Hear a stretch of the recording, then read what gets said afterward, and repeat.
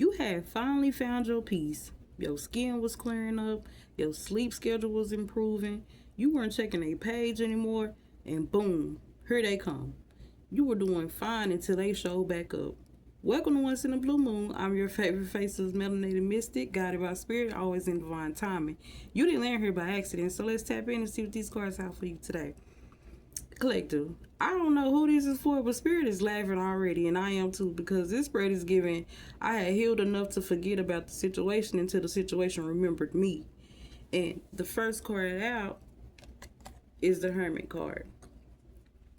You were minding your business, healing, reflecting, growing, getting your life together.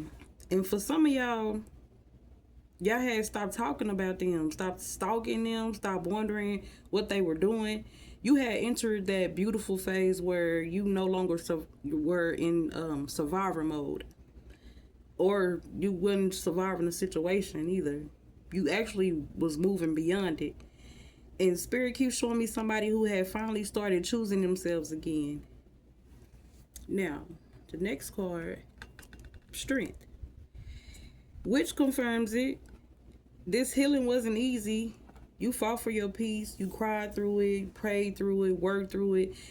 You had to resist the urge to text this person, and resist the urge to check on their page, and resist the urge to revisit something you already knew wasn't good for you. And eventually you got stronger. Not because it stopped hurting, but because you stopped letting it control you. Now, the next card we have, Queen of Wands. Now you're glowing, confident, attractive, magnetic, getting attention, feeling better, acting better. People are noticing your energy. And that's usually when they return. Not when you crying, not when you chasing them, not when you begging, please don't go. No. When you got your confidence back, and when you got options, and when you start rebuilding your life and feeling yourself, that's when the universe is the plot twist. Because then we get the Page of Wands in reverse. And here comes the nonsense. The random text, the random likes, the random views, the random messages, the hey big heads, the hey stranger, a random I've been thinking about you, and a random appearance after months of silence. And spirit is showing me somebody popping up with absolutely no plan, no accountability, no explanation, just vibes and audacity.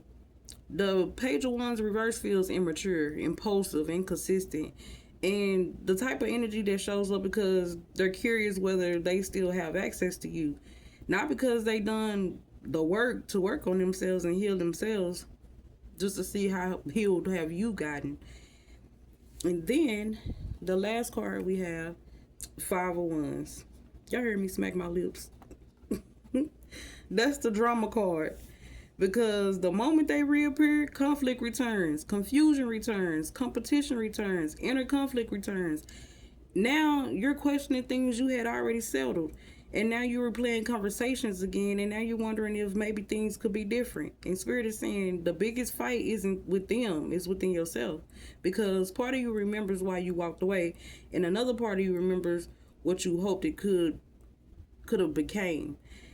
For an example, imagine finally paying off a credit card that stressed you out for years. You celebrate, you're free, your finances improving. Then one day somebody offers you the exact same card with the exact same terms that you got into trouble the first time with. That's this energy. Just because it came back doesn't mean it's changed. And spirits want somebody to hear this. A return is not the same thing as a transformation. Some people come back because they've grown. And some people come back because they bored. And some people come back because they miss you. And some people come back because they miss access to you. Learn the difference. That's all I got to say. Because this spread isn't showing me somebody returning with a solid plan. It's somebody returning and disturbing the peace. And if this reading has resonated with you, don't forget to like, follow, subscribe, and share with somebody who's had an old situation randomly rise from the dead. And if you like a personal reading, my new booking site and link is in the bio. So click it. Check me out. Now, moving forward, don't let nostalgia make decisions that your healed self wouldn't make. Pay attention to actions, not appearances. Ask yourself whether you're interested in who they are today or just attached to who they used to be. And collective, in the comments below, let me know. Have you ever had somebody come back into your life right when you were finally over them and you like, dang? I'll see you in the next one.